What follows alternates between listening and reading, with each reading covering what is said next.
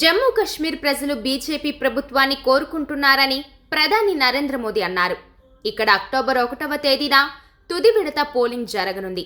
ఈ నేపథ్యంలో జమ్మూలో జరిగిన ప్రచార సభలో ఆయన మాట్లాడుతూ, మొదటి 2 విడతల అనంతరం పోలింగ్ సరళిని పరిశీలిస్తే మొదటిసారి బీజేపీ ప్రభుత్వం అధికారంలోకి రావడం ఖాయంగా కనిపిస్తుందన్నారు.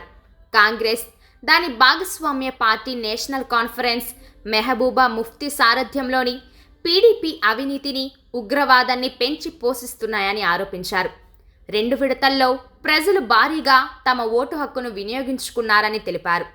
బీజేపీ గెలుపు తథ్యంగా కనిపిస్తుందన్నారు. ప్రజల అభిమతంతో తొలిసారి జమ్మూ కశ్మీర్లో ప్రభుత్వం ఏర్పడనుందన్నారు.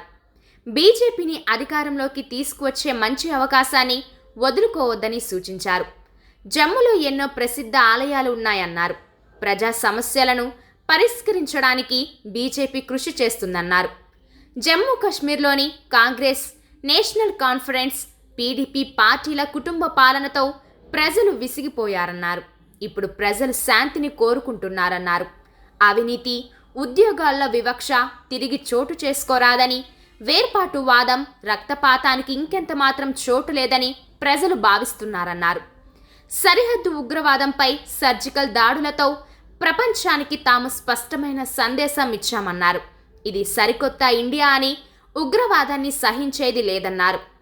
ఉగ్రవాదులు తెగబడితే వారెక్కడున్నా మోదీ వెతికి పట్టుకుంటారనే విషయం వారికి బాగా తెలుసన్నారు. కాంగ్రెస్ పార్టీ మాత్రం సర్జికల్ దాడులకు ఆధారాలు చూపించాలని ఆర్మీని నిలదీస్తుందన్నారు.